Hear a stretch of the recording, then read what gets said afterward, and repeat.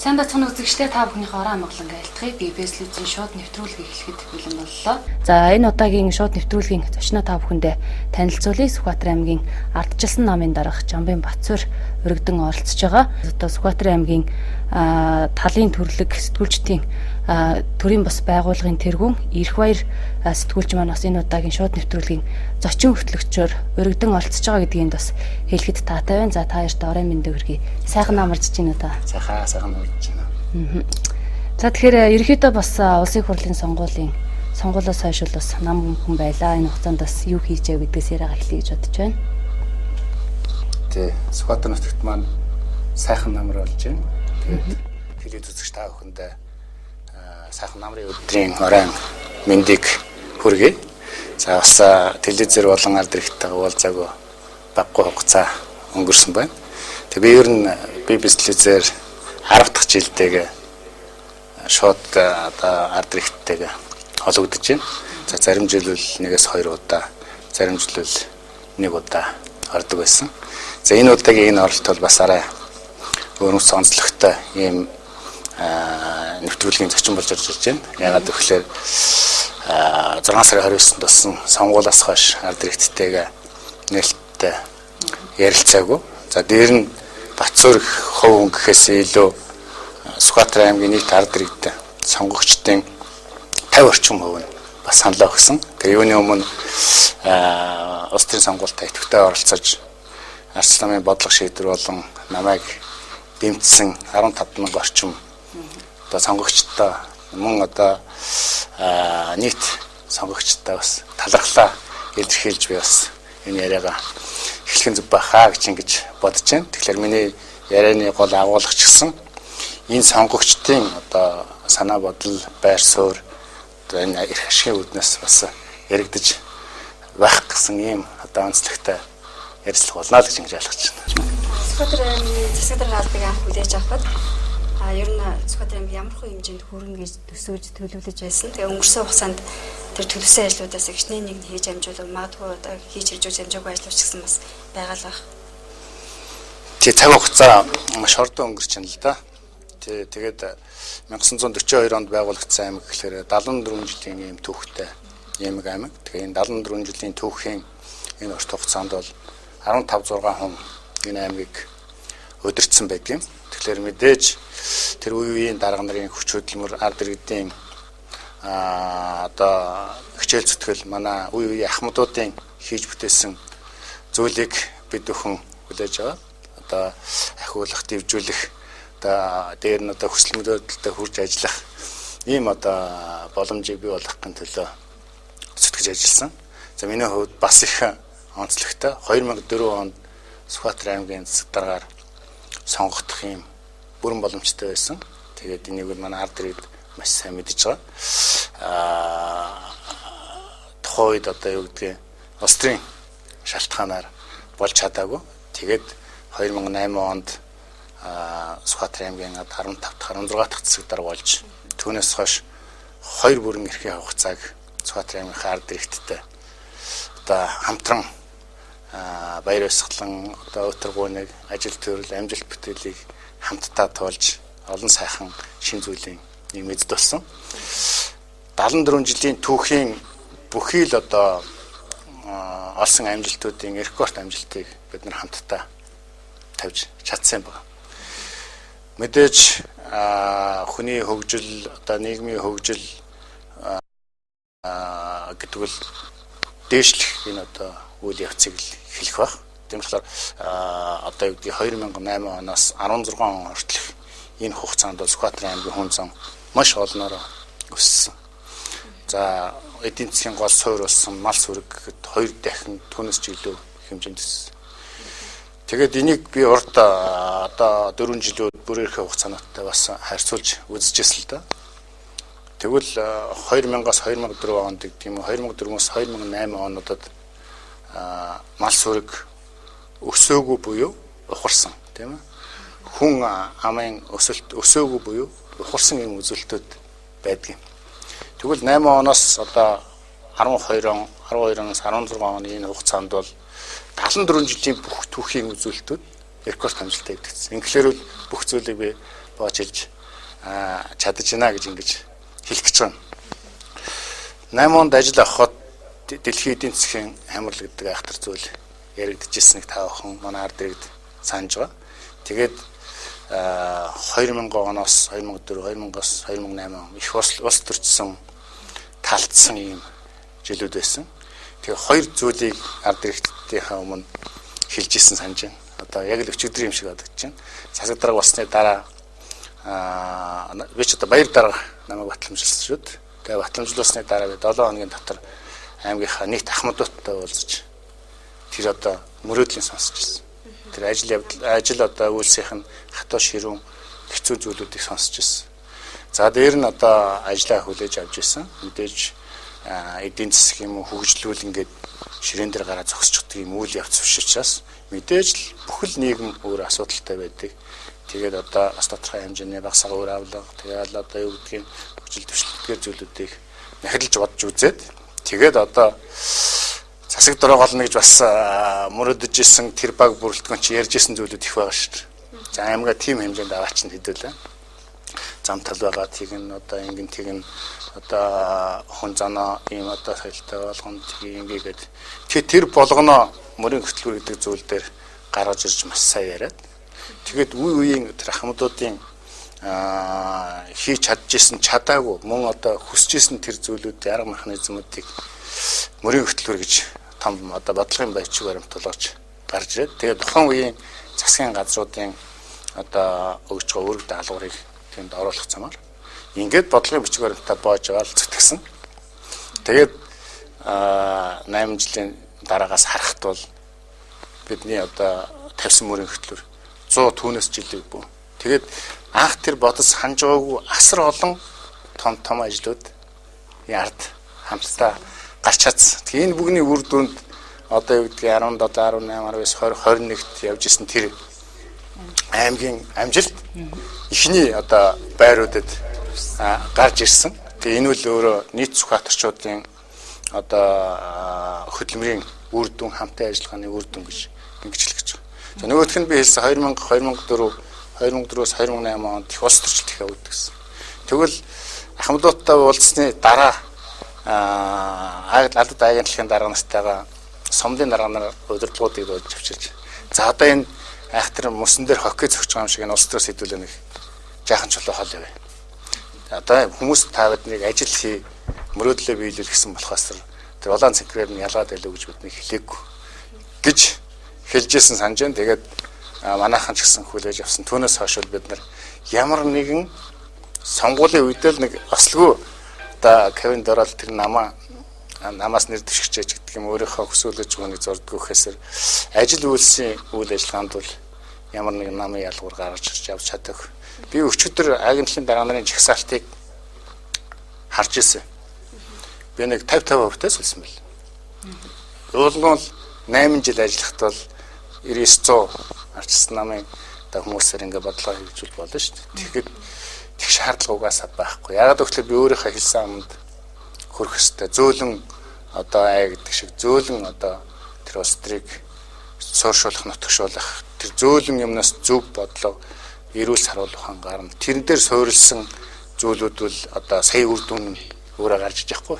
Тэгэхгүй тас хоёр хаагчгаал одоо тим юм гэд явсан бол бидний өнөөдөр хэлээд байгаа энэ үр дүнүүд бол гарахгүй байсаа гэсэн юм бодол бол төрдөг. Хөдөөгөр сумдаар ард иргэдтэй бол заданд явахд бол үндсэндээ тийм л зүйлийг ярьж байгаа. Ер нь нийгэм тийм л зүйлийг хүлээдэг.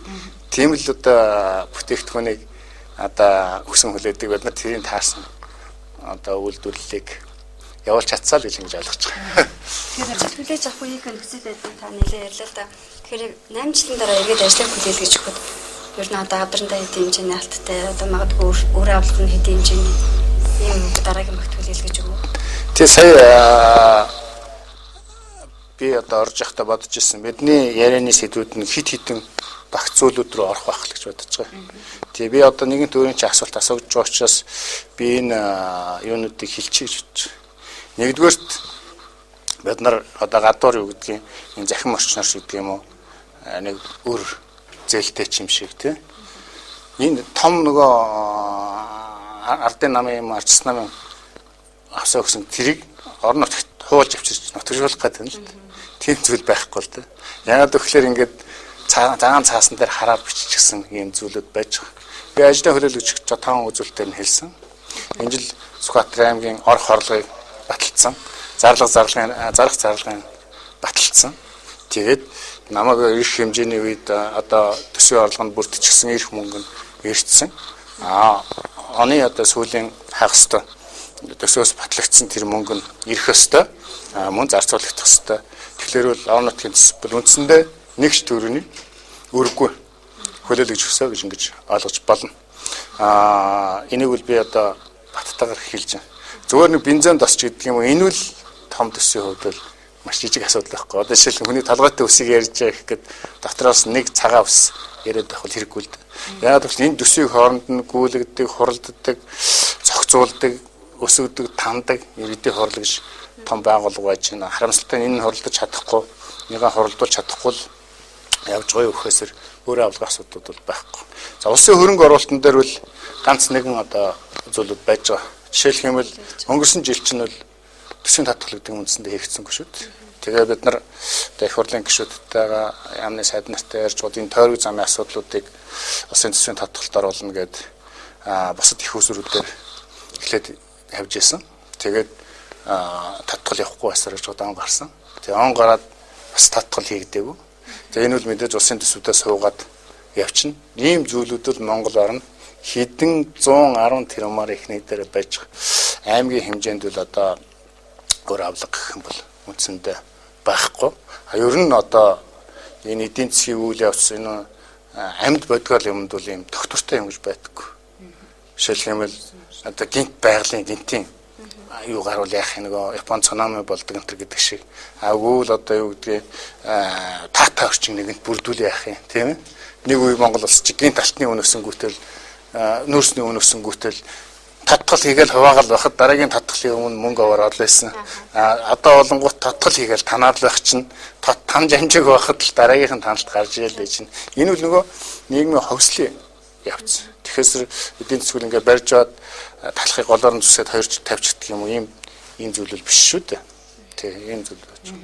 Тэгэхээр 8 жилийн хугацаанд хийсэн ажлын талаар бол мэдээж түүхэн амжилтуудыг одоо үзүүлчихсэн учраас асуулгүй өнгөрчүүл болохгүй байна л да. Мэдээж бидний ярилцлагын цаг 30 минутаага маш хурдан өнгөрөх бах. Тэгтээ та бас боломжоор одоо хариулаад яваарай гэж хэлмээр байна. Тэгэхээр Сүхбаатар аймгийн хувьд л одоо спорт болон боловсролын салбарт бол маш сайхан дэвсэл гарсан байгаа. За энэний одоо нэг тод жишээ нь саяхан одоо болж өнгөрсөн зүүн бүсийн олимпиадаас математикийн олимпиадаас манай аймаг дахин багаараа тэргүүлсэн юм амжилтыг үзүүлж чадсан. Мэдээж энэ бол одоо таны 8 жилийн хугацаанд бас хэрэгжүүлсэн нөгөө математик хөтөлбөртэй бас ашгүй холбоотой. Тэгэхээр энийгээ бас энэ талаараа бас иргэн ярихад ер нь хэрхэн ямар таануудыг хэлэхээр байна. Үгүй яг ингэж ярих юм нам талаа. Өнөөдөр бидний яриад дуусахгүй тий. Би нэг зүйлийг гайхчихсан. Гэхдээ одоо ярьж байгаа бол хүмүүс айгүй сайн сонсно. Сонгуулийн үед юм уу тэрний тайлангийн үед одоо сонгуулийн жилийн он гарснаас хойш хүмүүс сонсдог юм л.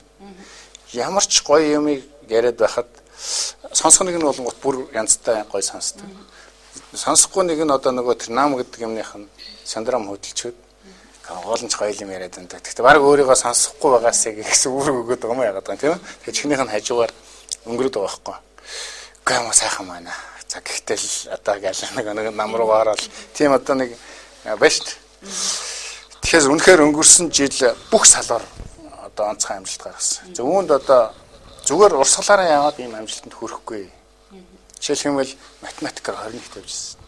Тэгээ бид нар математик хөтөлбөр гэдэг юм гаргаж ирээд дэд хөтөлбөр гэдэг гаргаж ирээд гаднаас одоо тэр нэг олонлог сургууль бусад сургуулиуд багшилж ирсэн нөгөө үнэтэй цайтай багшийг чинь бас тодорхой хэмжээгээр авчираад нөгөө хүмүүс нь цаг наргүй ажиллаад бүх сургуулиудын багш нарыг бэлдээд хүүхдүүдийг бас л одоо үйл тамийн бараад эцэгчүүдийг үйл тамийн бараад тэгэл одоо юу гэдэг математикаар манайх бүр олон улсын тэмцээн улсын аваргууд нөгөө медалуудыг чинь олонхыг л авдаг. Би саяхан нэг байсаар хэлсэн даяар харсан байлгүй. Манай математикийн багш нар бүсийн өглөө улсын юунд яваад баярын нулимс сонгож ийн гэж би ингээд хальт хараад өнгөрсөн. Тэгээд ерөнхий чанарыг хараад байхад бол үнэхээр гахалтай. Тэгээ бидний барьж байгаа бол би түрүүнд хэлсэн. Жишээлбэл бусад аймагт хөлбөмбөлөө байна. Досон байнсан байна. Гэхдээ тэр л стандарт юм биш. Одоо манай аймагт баригдж байгаа усан бассейн, манай аймагт баригдж байгаа хөлбөмбөгийн талаа, манай аймагт байгаа хоккейн талаа бол улсын зэрэглэлтэй, олон улсын зэрэглэлтэй тэмцээнүүд явж байна. Энэ зэр улсын аварга бол өнгөрсөн өвөл шилдэг хоккейн багууд ирлээ. Фитнес мөн одоо улсын бодитынгийн аварга, гүндийг өргөлт Сүхбаатарын улсын аваргууд айкугийн одоо улсын аваргыг авч илаа тийм математикийн бүсийн олимпиадуудыг авч илаа. Ингээд нэг харсан чинь бид нар бараг бүсийн төв шиг бараг одоо дагуул хотуудаас том хэмжээний юм улсын одоо чанартай тэмцээнүүдийг ингээд авдаг болцсон. Альва зүйлийг ямар төвөггүйгээр хийдэг болцсон. Тэрийг харсан чинь нөгөө багийн л асуудал тааж байгаа. Нөгөө багш нар маань ажиллаа хийгээс орцсон. Нөгөө эрүүл мэндийнх маань ажиллаа хийгээс орцсон. Нөгөө цэрэг цагдаагийнх маань хамгаалалт ингээс орцсон. Тийм бүрсний үрднүүл явсан гэж. Одоо орон нутгийн сонгуулиар Сүхбаатарын аймагаас хашид аль нам авч явах гэдэг нь шийдэгдэхэд байна л да. За арчсан нам яллаа гэж бодъё. Тэр тохиолдолд дээр парламентын түвшинд ардын нам өмнөхөө олгогдчихсан байгаа нөхцөлд одоо ажил явагдахгүй цаашаа хэрэгжихгүй ч гэдэг юм те. Тиймэрхүү боломжтой байгаад байна л да. Та нарт бол одоо бага яаж өртөх вэ? Яаж ажиллаж чадах вэ? Яллаа гэж бодоход. Тийм зүйл байхгүй. Байхгүй гэдэг бид нэрээр баталсан байхгүй. 8 онд бид нар орон нутгийн сонгуульд ялсан намайг засаг даргалаад очиход баяр дараа баталж ирсэн.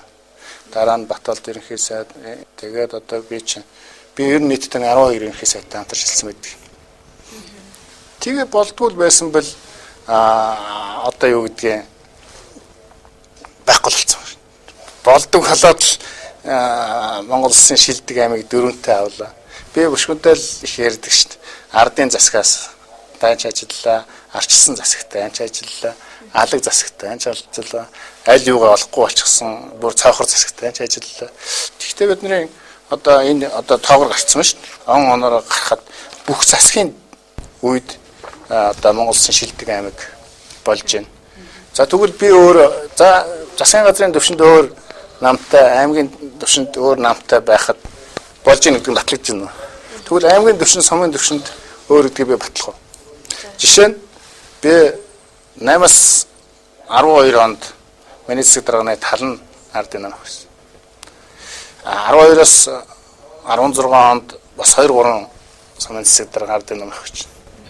Тийм хооронд жишээлбэл би Эрдэнэтэй их 8 жил хамтарч ажилласан. Тэгвэл 8-аас 12 онд би өөрийнхөө намын нийт улс төр байтугай хүний намын улс төрийг ортол дарддаг гэсэн. Гөлгөөгөө дарин сумын засаг дарга байж хахад намынх нь огцруулж хад ирэхэд би хүлээж авдаг гэсэн. Та нар битээ настай хүнээр тоглол анханасаа сайн ярихгүй байсан. Тийм зүйл байхгүй. Онгон суманд манай борох одоо хуйлал одоо ажил хийгээс орцсон ажлын дардлагатай нам нь улс төрчөд огцруулаад таатардаг гэсэн. Би бас хүлээж авдаг гэсэн. Би хэрэг улс төр хийж байгаа дадсны юм гээл те. Тэгэл за би гөлгөө унаглаа шүү. Барыг унаглаа шүү. Дараагийнх нь бэлнэ. Дараагийнх нь дахиж бортон гөлгөөтön нийлэл завшингаад шайв зохиол зохино шүү дээ. Тэгэхээр энэ өөрөө өнгөрсөн 8 жилд улс төрчөө төржөөгүй гэдэг чинь ингээл хоёрхан жишээ. Би 1000 жишээ ярьж байна. 1000 жишээ ярьж байна.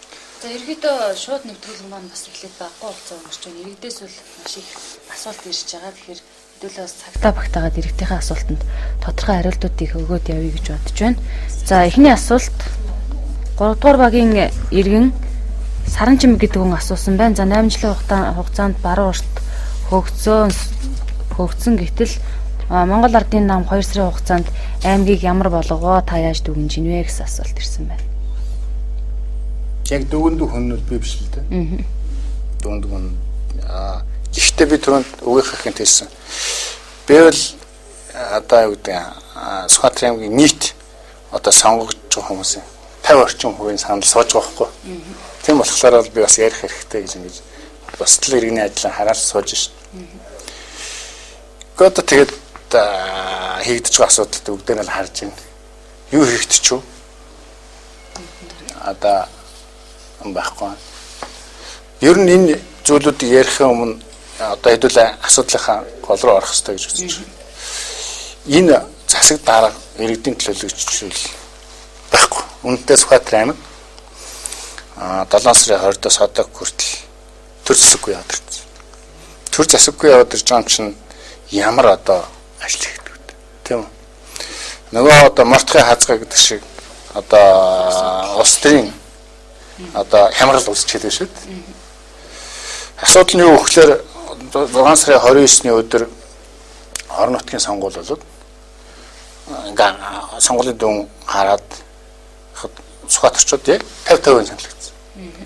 Сүхбаатар аймгийн иргэдийн хорл буюу нутгийн өөрөө удирдах ёсны дэд байгуул иргэдийн хорл. Тийм хорлолт одоо 16-16-ыг сонгогдсон. Тэгээ 17 дахь нь тухайн үеийн одоо хууль шүүх хяналтын байгууллагын шийдвэрээр дахин сонгуул болцсон. Тэгээ Монгол Улсын үндсэн хуулинд бол юу гэж заасан байдаг вэ гэхээр үндсэн хуулинд бол нутгийн өөрөө удирдах ёсны дэд байгууллага бол иргэдийн хорл мөн гэж заасан. Тэгэхээр хамгийн том нь биш. За энэ хамгийн том орлогыг бол Монгол Улсын засаг захиргааны нутгийн дэвсгэрийн нэгж түүний удирдлагын тухай хууль дээр л эрхийн заасан байна. Тэгэхээр энэ хурал бол олонхороо оролтно л гэж байна. Тэгэхээр 33-ын ч олонх нь 17 байх хэрэгтэй. Тэгэхээр 16 юм чинь ямар нэгэн шийдвэр гарахгүй. Тэгэхээр өнөөгийн энэ одоо өөрсдийнхөө иргэдийн хурлын дарга гэдэг өөр засаг дарга гэдэг хүмүүс бол төрийн эрхийг хууль бусаар авсан хүмүүс.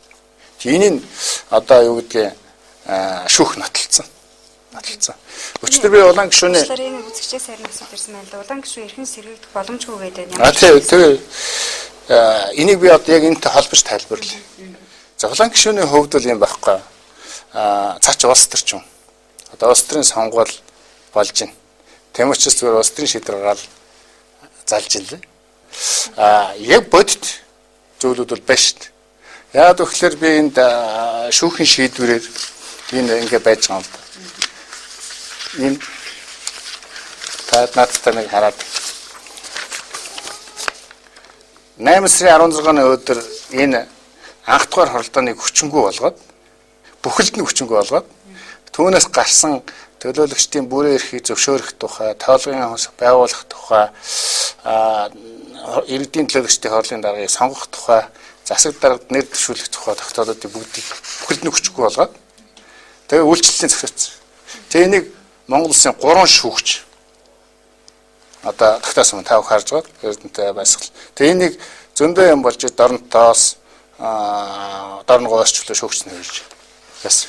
Тэгээ энэ нөхдүүд биднийх зөв байх хэвээр тэр хууль ер нь хамаа байхгүй гэж хэвчээ улаан гишүүний хэлдгээр зүтгээд давсан байна. Тэгээ давах шатны шүүх нь 10 сарын 7-ны өдөр энэ чи хуралдуулахгүй өчнөө өшөөж болсон юм уу? Мөглөгчөөс давтгал заал наашаа цаашаа болоод болдгоолэр нь хэлэхгүй байх гэдэг юм шүү. Тэгэл энэ тогтоож ин л да.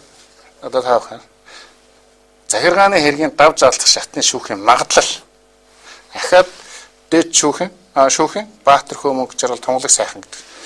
Энэ одоо анхан шатны шүүхийг хэвээр батлаад анх дахь хуралдааныг хүчингүй болгоод за тэгээд үйлчлэлийн зогсоосон шийдвэрийг гаргасан. Тэгээ Монгол Улсын 6 шүүгчийн шийдвэрийг хүчингүй гэж ярина гэдэг нь өөрөө хариуцлагагүй асуудал. Өнөөдөр өчтөр улаан гишүүний яриаг би ч нэг телевиз үзээд байдгаа. Надад мессеж ирээд тэгээд үтсэн баг. Бид нар бол хуулийн дор амьдрах хэрэгтэй. Тэгээ хууль сахиулдаг ганцхан газар баг. Монгол Улс шүүх.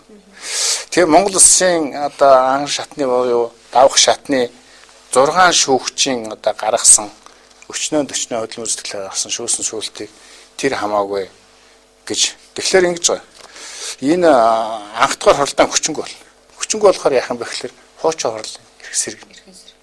Тэгэхээр өнөөдөр би одоо Сүхбаатар аймагт яаж нэхлээр анх дахь хуралдаан болоогүй.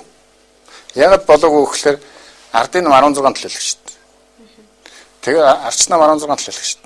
Тэгээ сонгуулийн хуулийн дээр ингэ зааж байгаа. Би танарт нэг юм уншиж байна.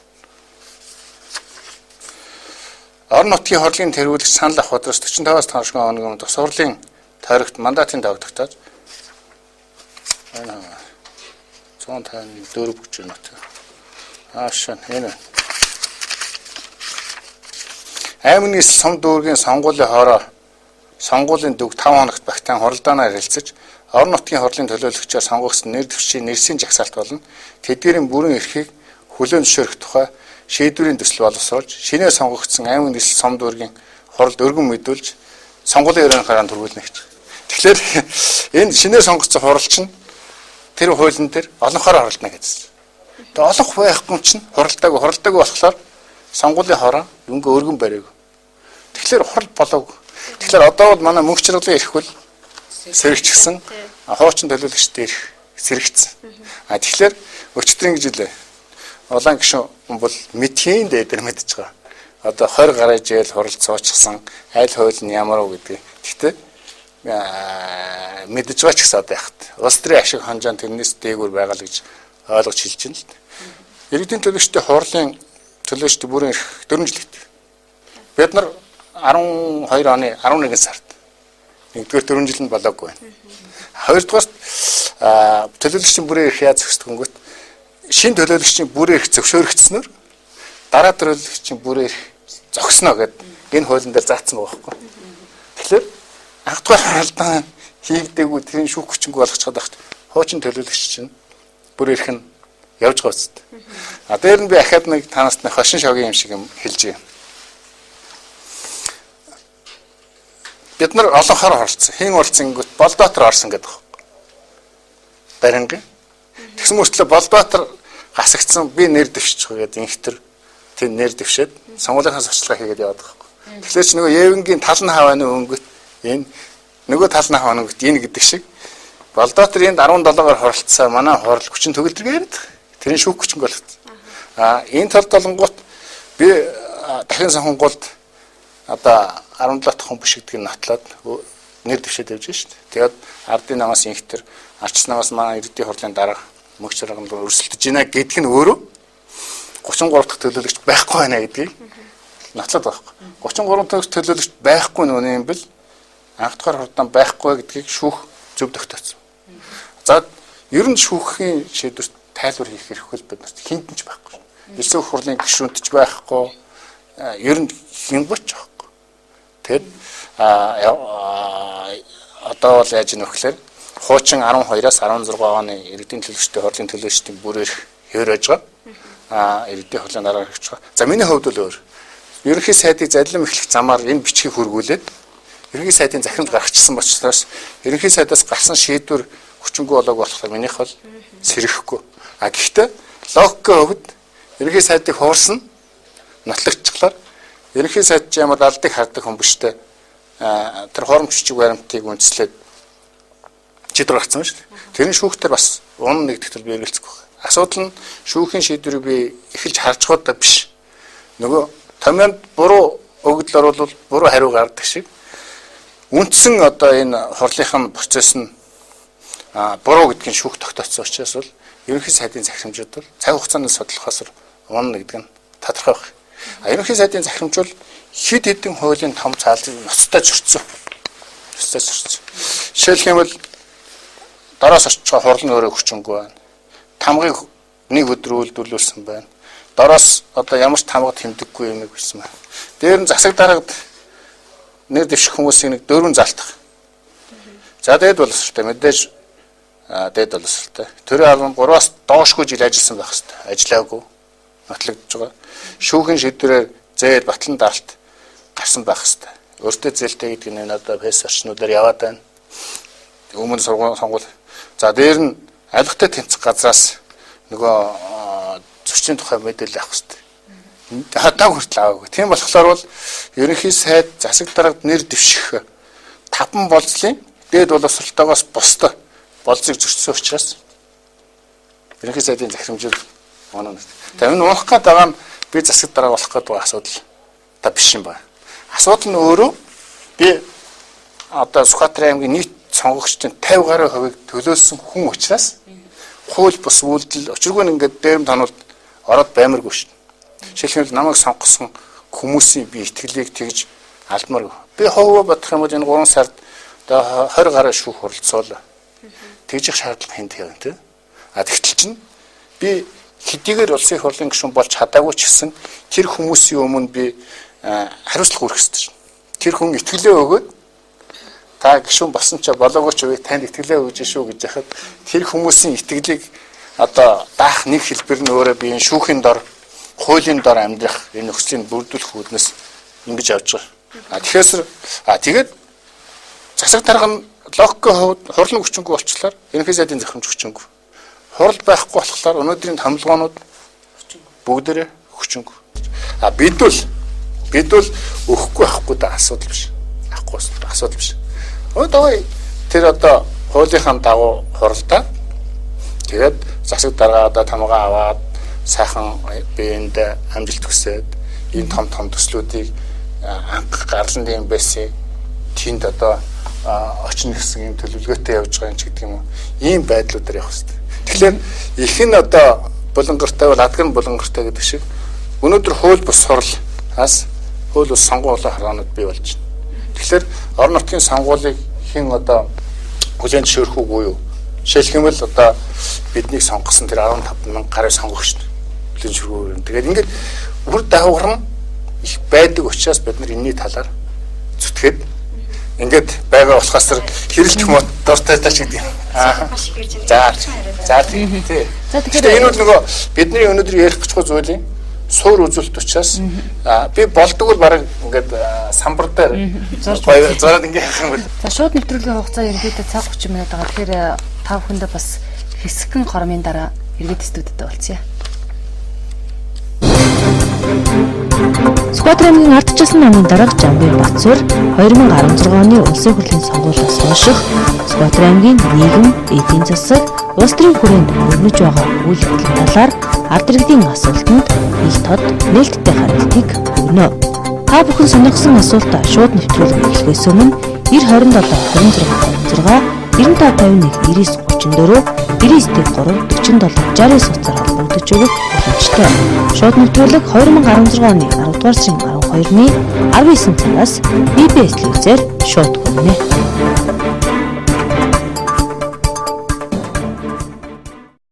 Зарим үзэгчтэй BBS телевизийн шууд нэвтрүүлэг үзэгчтэй авахд үргэлжлэн хүрч байна.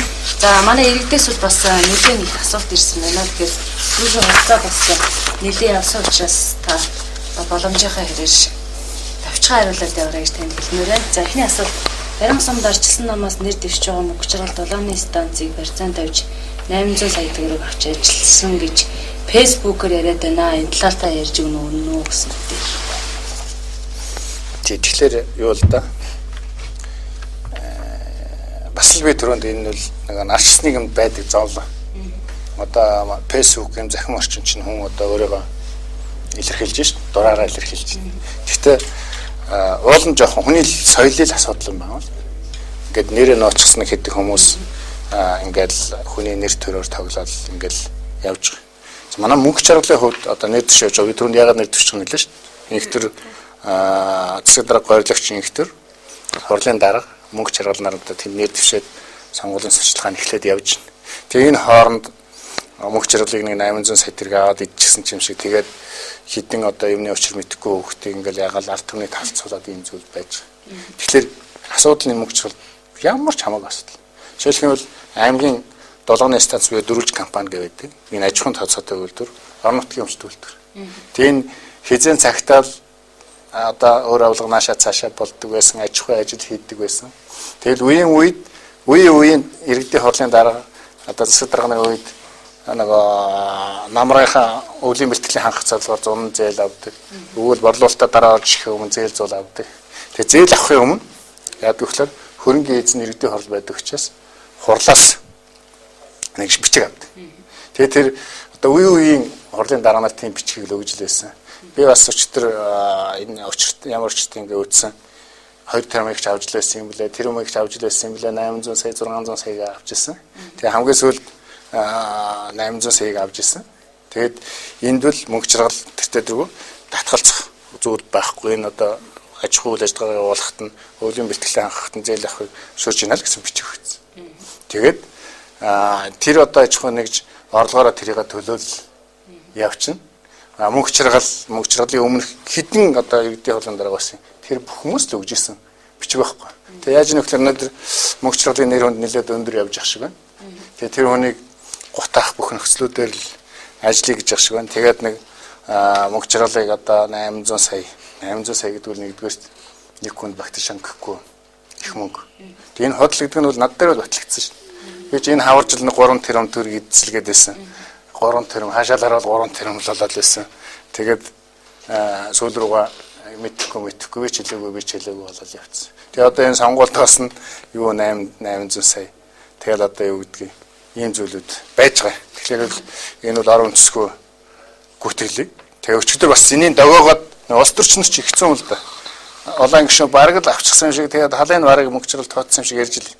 Тийм зүйл байх юм бэл юу гэж мөнгөчрөлийг газар дээр гიშг хүлээл явж явах гэдэг. Ингэж их хор шарн хөдөлж байгаа хүмүүс аль үжээнэл одоо наашаа цаашаа болгож явахгүй яах вэ? Тэгэхээр энэ үл өөрөө зүгээр л хүний нэг 19-ноос өмнө хийж байгаа улс төр гэж ингэж ойлгох хэрэгтэй гэж. За 3 дугаар агийн иргэн сарын чимээс нэлээд асуулт ажилласан юм да. Эхнийх нь асуулт өгсөн. Юу ардын намын дарга таны хийж байгаа ажлуудыг үргэлжлүүлж хийж чадах болов баруун сумд баригдж байгаа тойргийн замыг үргэлжлүүлж хийх болов ер нь засаг даргаыг хэр хүн гэж бодож байна вэ? Ардсан нам сонгуульд ялт байгуулахад цаашид ямар ажлууд хийх вэ гэдэг асуулт өгсөн байна. Асуулт нь тий. Би бол одоо энэ хүн дүгэндүү хүн биш л дээ. Хүн дүгэнд нөхцөл байдлыг харахад бол би энэ одоо түүхэн боломжтой цаашаа явах чадахгүй байна гэж харагдаж байна. Өнгөрсөн 2-3 сарын үйл явцаас ахуулаад те. Өнгөрсөн зам бол олон зүйл боллоо шүү дээ. Тэгвэл өмнө нь ингээ уламжлал болгоод хийжсэн ажлууд энэ зам бүр таг зогсчихлоо. Өнөөдөр өвлийн бэлтгэл үндсэндээ хийгдсэнгүй. Улс төрчсөөр байж байгаа халаас хойлоо шүүх цагдаа чи бид дээр тулсаар байж байгаа өнгөрчлөө.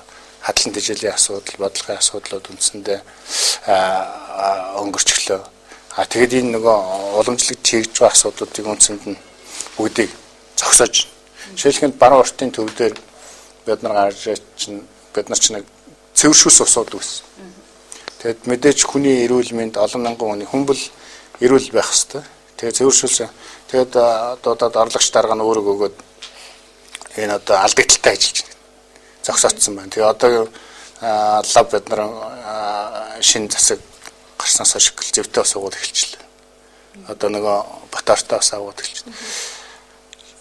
Одоо юу гэдэг бүх зүйлийг мөнгөөр хэмжиж болохгүй шүү дээ. Хүний сэтгэлийг мөнгөөр хэмждэггүйтэй адилхан эрүүл мэндийг бол мөнгөөр хэмжиж болохгүй байхгүй. Тэгэхээр энэ одоо бидний явуулж исэн асуудлууд бол хүний төлөө явуулж исэн, хөгжлийн төлөө явуулж исэн асуудлууд бол бүгд зогсчлоо. Ахин шинээр эхлүүлэх юм уу, эхлүүлэхгүй юм уу? Том төвшөндөө ч гэсэн одоо нэг сайн гэсэн нэртэй болгон зогслоо шүү дээ, тийм ээ.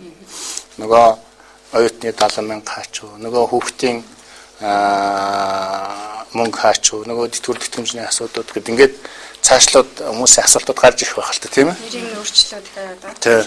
Энэ сая үлийн бэлтгэл ураны зөвшөөрөл өгсөн. Одоо ураны хайгуул хийгээд байна гинэ. Энэ талаар та тодорхой хариулт өгнө гэсэн. Тий, энэ ч бас л одоо миний сонгуулийн бол хард PR-аас.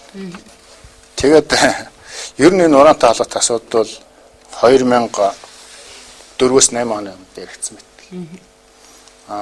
Дарингад ч хөгжөөд ураны жишээл өгцөл гэдэг. Биднээс өмнө өгсөн байдаг. Одоо гар хөлийн өсвөгтэйгээ архив байж л байгаа. Тэр нөхдөд сүүлийн үед яагаад ярихгүй болчиход мэдэж байна. Өөрсдөө өгчихсэн болоод гинт нэг сэтгэлийн хөөрлөөр бацар гэж тоож исэн чинь нөгөөдхийн хаваад гаргаад ирсэн чинь өөрсдөө өгчихсэн байдаг. Гар хөлийн өсвөгт оюутай хитэн гараад ирсэн. Тэгэнгүүт чимэг бол очиж байгаа. Тэгээ ер нь ураныг Монгол улсын түүхэнд ураны лицензийг шүүгд хандаад хүчингүй болгосон ганцхан байдаг.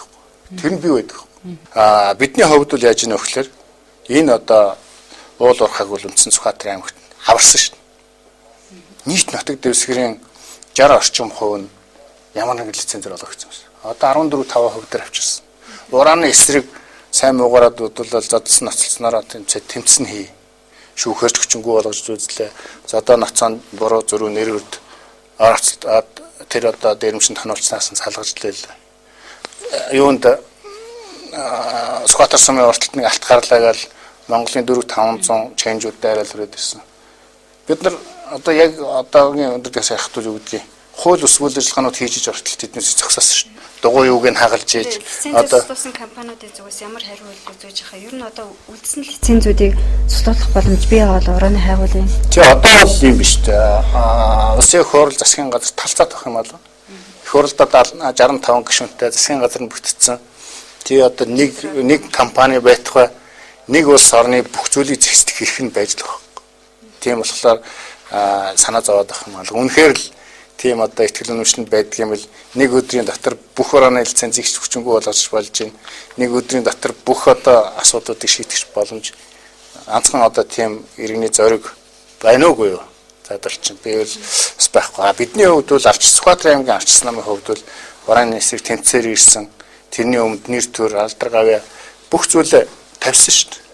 Тий? Гэхдээ харамсалтай нь доогуур бол цаадуулч өгсөн яасан хийсэн гэдэг юм хар юм аавал диско өдрлөө хийгээд авчиж амжсан. Тэгээ одоо энийг надад нэг наах гээд наалдаад би одоо сонгодог болохоор наалцлаа гэдэг. Дахиад мөнгө чиргал руу наах байх гэсэн чинь өөрөөсөө буруутгах гэдэг ингээд чимээг болчиход байгаа юм. За ерөөдөө асуултууд бас давхарч байна. Энд хадлан ямар хүн дэвшүүлбэр дөрөв асуулт 17 хадлан байна гэх юм аа. Асуулт байна гэх юм аа. Энэ хадлагын эрхийг авчихсан нам үед өгсөн гэсэн мэдээлэл байна гэсэн. Нэмэг суулж ирсэн. Уус хадгалаад руу гарахыг эсвүүцээд тахын яагаад болдгоо юм бэ гэсэн асуулт байна. Энэ улс төрд орж байгаа хүн одоо энэ төрийн алба хийх гэж байгаа хүмүүс бол хариуцлагатай байх хэрэгтэй л да. Тэгээд та нар одоо энэ цуг унших. Сүхбаатарын аймгийн иргэдийн төлөөлөгчдийн хорлын тэргүүлэгчдийн тогтоол 2016 оны 3 сарын 31-ний өдөр зарим асуудлыг зохицуулах тухай гэдэг. Тэ ийм хуулиудыг одоо энэ зөндөө хуулиудыг үндэслэн нэгт нь Батцуурт даалгах нь, хоёрт нь байгалийн ургамлын гарцсан, ургамлын нөөц, хадлан хадах талбайн хэмжээ, солиуцлыг наривчлан тогтоох ажлын гишгийг томилж жил бүр гүйцэтгүүлсний үндсэн дээр хадлан бэлтгэлийн зөвшөөрлийг аймагаас олгож байгаа. Аймаг нутаг дэвсгэрт хадлан бэлтгэх хүсэлтэд дотоод гадаадын аж ахуйн нэгжүүдийн өвс хадлан бэлтгүүлэх талаар сумын саналыг нь авч явах. Тэдгээр аж ахуйн нэгжтэй байгуулсан хэлцгийг мэрэгжлийн боловсон хүчний чадах толгуурлан одоо боловсруулж явах. Хадлан бэлтгэх нутгийн хэмжээ хил зааг өвс төвлөх зам маршрутыг тогтоож ихэл судалж үзэх. Дээрх арга хэмжээнүүдийг авсны үндсэн дээр шаардлагатай гэж үзэх юм бол одоо хилийн зам бүсэд хадлан хадуулж болох юмар гэсэн ийм бодлогын бичгээр юмтай гаргацсан баг. Тэгтэл яасан? Бид нар 7 сарын 1-ээс бидний эрх зогссон тийм үү? Одоо энэ горилогч нар 100 одоо хадлан гэж 100 хаддаг юм байна үст. 7-8 сард. Тэгээ яасан Монголын Сүхбаатарын аймгийн юу энэ одоо нөгөө хорлын тогтоолыг үндсэндээ авч хэлцэхгүй ш. Одоо юу гэдэг өчтөр тэр тодруулгуулангаар гарч илээ. Мөнгө л олж ивэл одоо энэ хадлан байшаа бэлтнэ гэдгээр бид нар эсрэг байдаг. Гэтэл бидний үед хадлан туршиж үзчихсэн. Жишээ нь Эдэн цагаанаас цааш хамгийн цаатлын цэстэ хүртэл 200-300 км байдаг. Шувнаас өөр юм болчихгүй. Тэр бүс нутгийг хадуулаад тэгээд Эдэн цагаанд 80 онцтой буудал бариулчих гэдэг юм уу. Энэ санаачлал байсан байхгүй. Тэгвэл яг хоёр хилийн хооронд яг хадуулж болохгүй гэж. Тэгвэл ядаж хилээр төмөр гарахгүй. Ийм бодлогын бичиг баримт энэ бид нар бол унчна гэж бодоогүй шүү дээ мэдээж. Тэгэхэд 3 сар гаргацсан бодлогын бичиг баримт. Тэгэхэд өнөөдөр яаж гэнэ? Дөнгөж асахтаас цааш одоо ингээ хүний толгой гуссан юм шиг. Тэгээд энэ өвлөл Эрдэнэ цагаан энэ хоёрын зам бол өвсгөө газар бол шуурга яаж гүйх вэ? Тэгээд нэг гараараа мөнгө болоод нөгөө гараа ард иргэдээ ингээ хөрвүүлж байна. Тэгээд мөн л хадланг одоо арчсан намын үед өгсөн зүйл байхгүй. Энд ч өгөхгүй гэдэлцсэн шүү дээ. Маш одоо сумынхын саналыг аваад ийм нарийн үндслүүдийг тооцож үзээд шаардлагатайг бол олгоо. Тэгэхээр нөхдүүд яаж нөхлөөр шаардлагагүй газар ортол олгоцсон. Тэгээд айлын үлж хаваржааг одоо сүдлээ тайцсан юм билээ. Ер нь бол хадлан бол нутгийн гүнээр аваад авах шаардлага байхгүй. Яагаад гэвэл ургамлын гарц юу гэдэг. Үнэхээр үйлээд шүү дээ. Эрдэнэ цагаанаас цааш одоо хилийн зооны орчимд хавар олгон төмөр гардаг хүн очиж чадахгүй тэр газрууд бол хадуулахаас өөр арга байхгүй. Хадуулах хэрэгтэй шин. Тэгэхгүй бүх юм мөнгөөр хараад байгаа байхгүй гэдэг. Сүхбаатарын аймгийн хадлан тэжээл бэлтгэх тийм талбай нөөц юу нэр вэ? Байлгүй яг тийм би одоо эн чинь бүр ингээд хүн очихгүй одоо тэр талуудад бол очиод чинь байгалийн одоо баялаг зун нургаад тэгэхгүй бүх юмыг одоо нөгөө компани юу яадаг юм те. Нарийн учрыг мэдэхгүй байна л да. Нэгдүгээр төрийн ажлын туршлага алга байна. Хоёрдугаас ард түмнээ гэсэн сэтгэл байхгүй байна. Гуравдугаар одоо мөнгө гэдэг юм уу тэнд одоо ахуй үйл ажиллагаа байж байна. За тэгвэл арчсан нам өгсөн гэж хэрвээ дайрчих бол сумдын засаг дарга нарын юм уу үйл ажиллагааг зогсоох хүчингүй болох хэрэг байж л байна. Гадагшаа гарна гэх юм аа энэ талаар ард түмнийхээ өмнө тайлбараа хийн үү? За нэг фэйсбүүкээр нэг зураг яваад байсан. Австрал руу гарах гэж энэ визэнд орж ирсэн мэдээлэл. Энэ нэг аймгийг өрөнд хийчихэд гадагшаа явах гэж байна гэдэг. Нэгдүгээр бид түрүүнд маш сайн тайлбарсан тийм. Аймгийг өргөө хүлээлгэж гэж байна. Над дээр зөвхтагаад авах шаардлага байхгүй. Ер нь би Сүхбаатар аймаг зүгээр тийм болохгүй. Хэрвээ нүүдгийн мах гэд хамгийн сүүлчийн айл бол манай хол бол би нутагтай хайртай миний ахтай хамаатан садан бүгд энд байж байна. Нэг одоо өөртөө болгоцоход зөвхтаад байх шаардлага байхгүй. Гадагшаа дотгошоогийн хувьд бол одоо юу гэдгийг ирээ явах, Австрали явах, Америк явах бидний бүгдэд нь ирэх нь байж байгаа. Ер нь тэгээд юу гэдгийг өртөө л гэсэн юм ийг л гаргаж ирэхин тулд хүмүүсийн анхаарлаа татдаг гадагшаа дотгошоо гэсэн юм ярьж байгаа байхгүй тийм үст. Тийм болохоор үр байхгүй гэдгийг би алуусаар хэлж байгаа. Үр байхгүй юм чинь зогтох шаардлага байхгүй. Зогтох шаардлага байхгүй юм чинь тэр үл одоо ачаал өгдөлтэй асуудал биш гэж хэлж байна. За энэ дээр асуулт бас давхартаж орж ирж байна. Гэхдээ бас та тодорхой хариулт өгч гэн зүг баха. Энэ үрийг Бацуур дарга бүтээн байгуулалт хийж байгаа дөрвөн оруулсан гэх юм. Дөрвөж компани 2 тэрбум гаруй өртөө алтан сүхбээ эсвэл таны өрөө гэсэн асуулт ирсэн байна. Би юу хэлж байгаа юм л да. Аж ахуйн юуны дөрвөж компанийн хувьд манай ус дулааны компани. Өнгөрсөн жил эрчим хүчний зохицуулах зөвлөлд оролдоод үнийн өөрчлөлт дулаан халаалт дулааны. Тэгээд төсөвтнөөгийнхэн суугаагүй. Би дөрөв хэлсэн чинь тотгол хийгээгүй. Олон засгийн газрын солигдол чип гээл би нэ жагтлал ингээ явцсан. Тийм болохоор нэг талаасаа юу хүчтэй яваад байна. Жишээлх нь бол би жишээ ярьж ш 1000 төгрөг байсан юм 1200 болчиход байхад тэр компани чинь 1000-аар бичихгүй шүү дээ шийдвэр гарчиход байна. Тэр нь эрүүл мэнд боловсрол одоо юу гэдгийг энэ нийгмийн салбаруудынхаа төсөвт нь суухгүй. Тэгтээ хуралдахгүй болохоор суухгүй. Тийм болохоор сая одоо төсвийн татгалууд хийгээд эхэлж байна. Тэгээд тэр өдөө төсөв суугаад ирэхлээр нөгөө юунууд чинь хөгдөд ороод ирдэг. Ер нь энэ манай аймгийн дөрвөлж компаниг л нэг ярддаг. Манай аймаг л их зовлонтой аймаг шүү дээ. 20 гаруй километр газраас усаа авчирдаг. 2-3 км зөөд. Би өнөөдөр өмнө говьд очиж ирсэн чинь өмнө говь уулын ингээс авдаг. Ямар ч нэг шигч мотор байхгүйгээр аймгийнх нь ус нөрөө гүгээд ирдэг. Манай аймаг говь руугаа доош аваад болохоор чи хідэн ч 5-6 станц амжууд тэр болгон дээр 1-2 хүн жижүүрлдэг. Асар өндөр үнээр ирдэг. Тэгээд тэр үнийг шингээгээд хүмүүст өгөх юм бол усны үн чинь нөгөө нийгмийн халамж шаардаад байна нэг талаасаа. Тэгэхээр дөрвөлжийг ашигтай ажиллуулна гэж өндөр үнээр ус өгөх юм бол 40 бит усыг хэдэрч авдаг байдаг. Ийм боломж бүрдэх гээд байдаг. Тэгэхээр төрийн бодлого тэрлүү үйлчлээд дулаан усны үн бусад үйл ажиллагааных баланс болчихдог. Тийм учраас өөр одоо барилгын болон бусад юунуудыг өгдөг байхгүй. Яг дөрвөлжийн өөрийг хараа их гэмэл 10 сард ажилчтай аваад 5 сар хүртэл халчихна. Тэгэхээр чинь 100 хүмүүс нь ажиллав. Тэрийг ажлын байлаар хангахын тулд бид нар аймгаас бодлогоор энэ одоо бүтээн байгуулалтын ажил руу оруулж ирсэн. Гэхдээ тэр чинь өөрөө гэсэн ашигтай бие биенээ дэмэнсэл юм үйл ажиллагаа өгөхөөсөр дөрвөлжийг өрөнд оруулахын тулд одоо бүтээн байгуулалтын ажил хийнэ гэсэн юм бол байж болохгүй шүү дээ өөрөө. Тэгээ дөрөв тасалбарын ярианд гарч ирсэн сайн баг хамтлагийн хүчирхийлэлтэй Шилдэг аймгийг жил дараа л авч чадчихсан гэдэг түүнтэй холбоотой бас асуулт ирсэн байна. Таныг ажиллаж байсан үед бол одоо агентлаг албадын дарга нарын одоо их хүчээр Шилдэг аймаг болсон. Тэгээд эдгээр одоо Шилдэг аймаг болоход хүчин зүтгэж исэн эдгээр дарга нарыг л одоо халаа салхи хийгдэж байна. Энэ л дээр та яагаад дуурахгүй байгаа юм бэ гэсэн асуулт ирсэн байна. Энэ дээр ч л дуурайд байна шүү дээ. Энэ дээр дуурж байгаа учраас би энэ шүүхийн асуудал явж байгаа. Энэ шүүхийн асуудал нь нийтийн эрх ашигч өчгдөх гэдэг байна. Жишээлбэл энэ асуултын эрх ашигч өчгдөх гэдэг байхгүй. Учир нь арчсан нам ялвал арчсан намын мөрийн хөтлөөр давмгай хэрэгжинэ. Ардын намын ялвал ардын намын мөрийн хөтлөөр давмгай хэрэгжинэ. Тэрний чинь ийшээ юу гэдгийг зааж өгч байгаа зүйл нь одоо энэ 19-нд болох гэж байгаа. Дарингийн сонгуул болчих одоо манай аймагт тийм хувь зээний зүйл үүсчихэн л. Тэгэхээр 17 тоо буюу олон суудлаас нам нь суур мөрийн хөтлөөр бий бол. Тэгжээд нөгөө засгаа барина. Ингэж л одоо цаашаа явах боломжтой. Тэгэхээр миний хувьд хамтарч ажилласан тэр ардын намын ч бай, арчилсан намын ч бай ер нь бүх одоо хамтарч ажилласан хүмүүстэй сэтгэл хангалуун байдаг.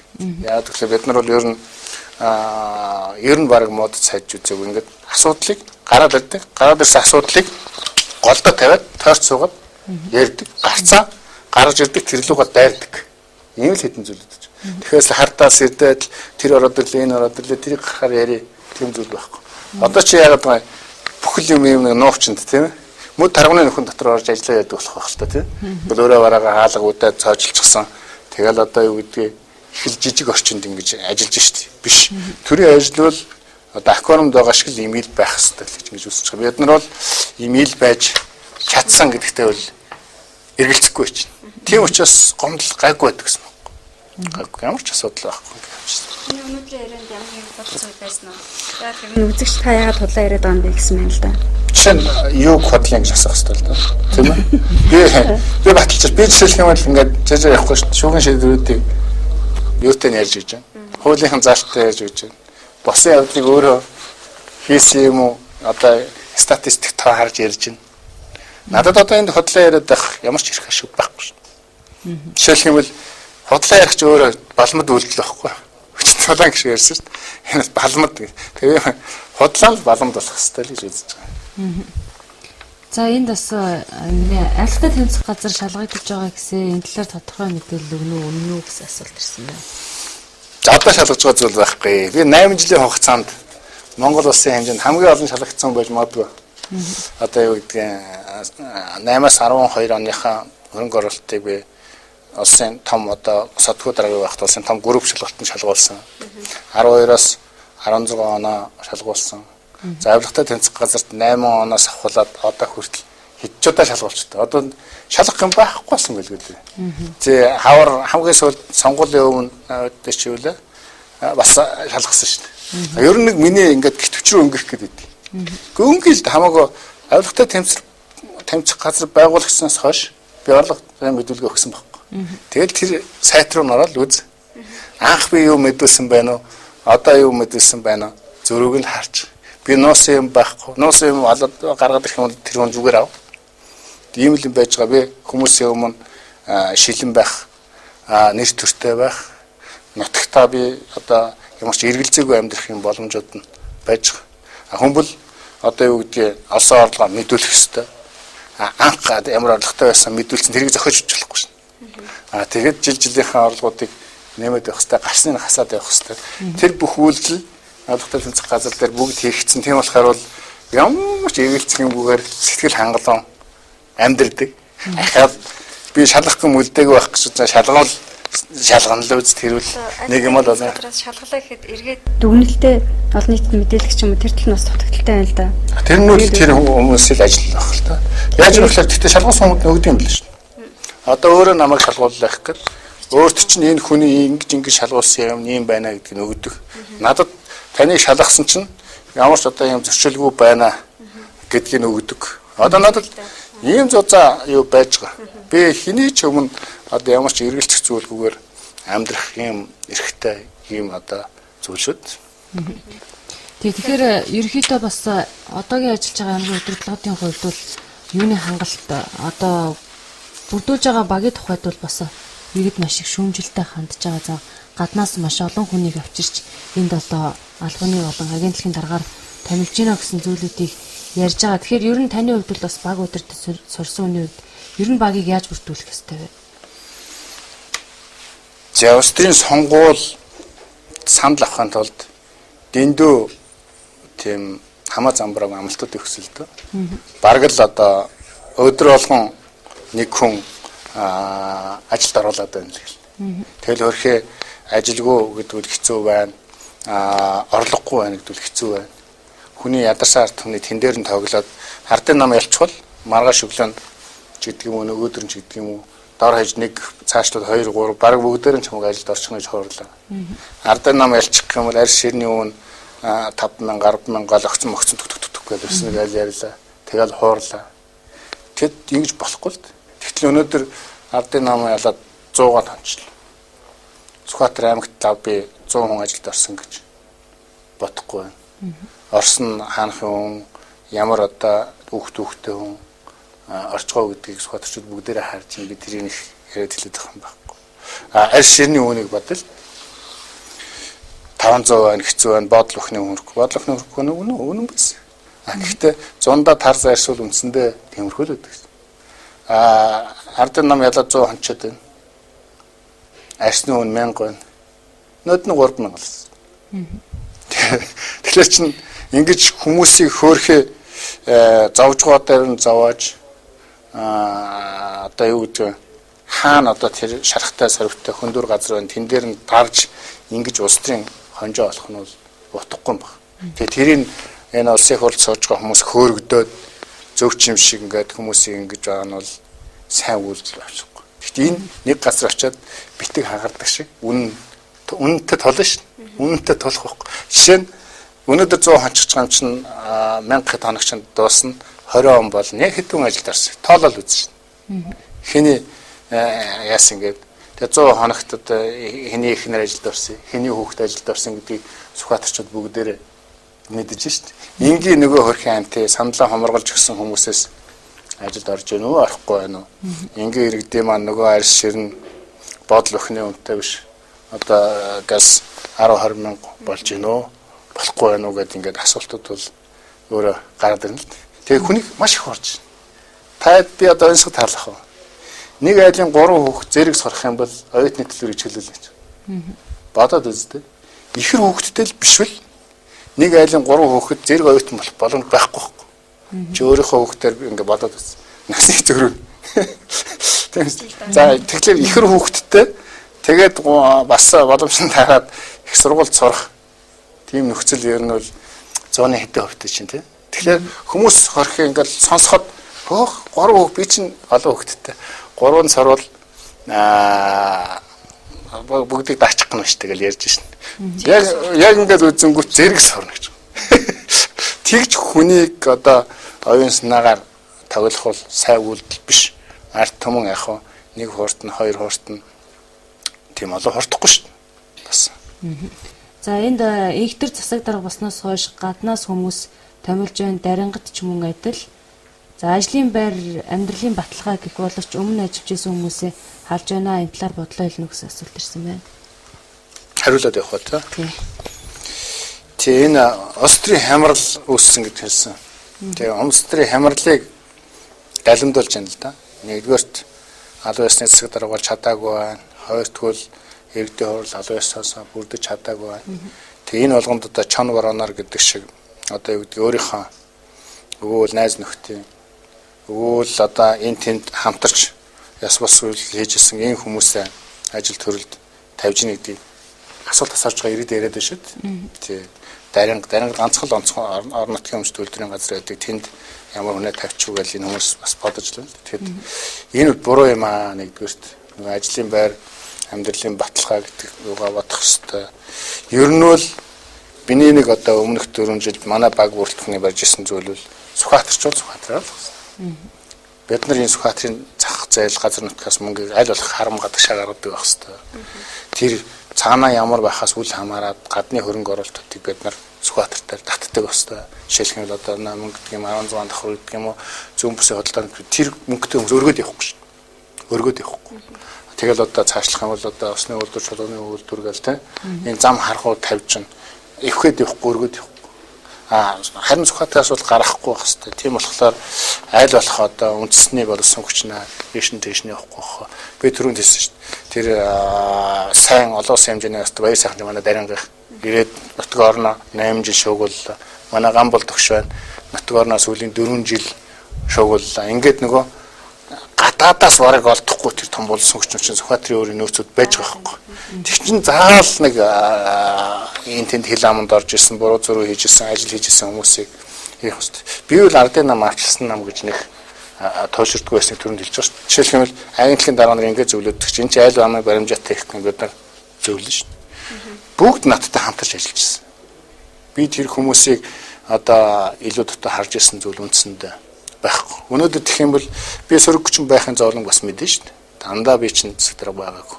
Тийм бол бид нарыг их өрж яхад нөгөө сөрөг хүчинд явж ирсэн, нөгөө бүхнийг ураалаа явж ирсэн, бид нартай хөрх аймтын нүүрцсэн улаалгаал тийм юм гэл явж ирсэн хүмүүс бол ажил төрөлд очиж чадахгүй л шүү дээ, тийм ээ. Тэгээд одоо янз янзын түүхтэй тийм ч одоо нэг төрлийн ажлын туршлагагүй муу түүх архивтай тийм хүмүүс ажил томилогдоод байгаа нь бол асуудал нь ихтрийн асуудал, ардын намын асуудал, Сүхбаатарчууд муу. Сүхбаатарчууд муу. Бид нар өөрсдийнхөө болсон хүчнийг тавиад өөрсдөө ярьж хэлээд чадахгүйгаас солиод сэлгээд явдаг юм механизм руу орох хэрэгтэй. Тэгжл явж ирсэн, тэгжл явах хэрэгтэй. Тэр төрийн албаны тухай хууль гэж байдаг боловч одоо яаж нам ялсан тэгэл нөгөө бүтцийн өөрчлөлт гэдэг нэрээр халаас илгээвэл хийсээр ирсэн тий. Тэгээ яг сонгуул божготой болоод улс төржил улам гараад ялангуяа сошиал орчин ч гэсэн хүчтэй мэдрэж байна л да. Жилийн жил сонгуулийн жилүүдэд ардчсан нам өнгөрсөн сонгууль үеэр орон нутгийн улс төрчдийг багасгах гэдэг асуудлыг нэлээд ярьжсэн. Иргэдний шууд угаас төлөөлөл сонгодог болъё гэд. Тэгтэл одоо энэ асуудал цааш хэрэгжих хэсэг айгүй эргэлзээтэй байна. Зөвхөн сүм орон нутаг гэлтгүй аймгийн төвч гэсэн улс төрчлөлт маш их байна л да. Тэгээд цаашид юу нь яах вэ? Улс төрчлөлтийг яаж багасгаж хамтарч ажиллах вэ? Бодлогоорч хүмүүс л хийх ёстой. Өнөөдөр би түрүүнд маш тодорхой хэллээ шүү дээ. Нэгдүгээрт за яг одоо энэ 19 онд аль нэг зүйл нэг тийшээ болох гэж байна. Дарингийн ард түмэн Сүхбаатар аймгийн хувьд яг шийдэх гэж байна. Дарингийн ард түмний өгсөн саналаар 17 дахь төлөөлөгч орж ирэх гэж байна. Тэндээс иргэдийн хурал бүрдэх гэж байна. Тэндээс засаг дарга бүрдэх гэж байна. Асуудал нь засаг даргын одоо тэр нэр ус ир юм байхаас үл хамааран аль намын бодлого хэрэгжилж өв. Өмнө хэрэгжижсэн бодлого цаашаа үргэлжлэх үү? Эсвэл үргэлжлэх үү? Өгвөл энэ зуны 3 сар шиг бүх юм зогсоод цэвэрлэж байгаа ус зогсоод, хадлан тариа зогсоод, үйлчлэлтийн бэлтгэн зогсоод, сайн болгон зогсоод ингээд янз бүрийн одоо нэр усны өөрчлөгдсөн хэрэгтэй хөтөлбөрүүд гэдэг юм уу? Энэ тийм буруу зуруу түүхтэй хүмүүс гэдэг юм уу? Ингээд ороод ирэх юм бол энэ голдордоо орохсаар байтал энэ 4 жил дуусна. Тэгээ эндээс хохирлыг бол ард түмэн өөрсдөө авна гэж зүйл бодож байгаа. За хуулийн хэрэгжилтийг бол сүүлийн 3 сард ярих нь бараг илүүц болж шүү дээ. Тийм үстэй. Дураараа л одоо дурагч дон чөмгөөрөө найрч чинь. Тэгээд юу гэж нөхлөөр их хурл хэд тоолонх байна. Засгийн газар одоо тийм хэмжээгээр бүрдэж байна. Мэргэжлийн биш гэдгийг бүхэн нотолж байна тийм ээ. Янз бүрийн нэрүүд өгж илээ. Тэгээд тийм одоо дээрээ Бамбатай гэдэг байдлаар хандаж болохгүй л дээ. Би жишээлх юм бол Баяр даргын засгийн газрын үед ажиллаж байх Батбал даргын засгийн газарч хуулийг чанд мөрддөг л байсан. Би хэрвээ мөрддөггүй байсан бол өнөөдрийн түүхийг ээжж болж чадахгүй, ийм амжилтанд хүрэхгүй, тийм хамттай ажиллагаа бид нарт үүсэхгүй. Өнөөдөр одоо юу гэдэг ардын намын том лидерүүдтэй хамтарч ажиллаж байсан. Бид нар тэр тусмаа нутгийн хамтаа бол хангалттай ажиллаж байсан. За улаан гишүүн ч гэсэн улаан гишүүний өнгөрөх 8 жилийн түүхүүл бас л нэлээл хэцүү түүх байсан шүү дээ. Энд байгаа нам харийнхан хүлээж авч чадахгүй. Ер нь л одоо тийм ондгой сандгой өнцгдөр суудсан.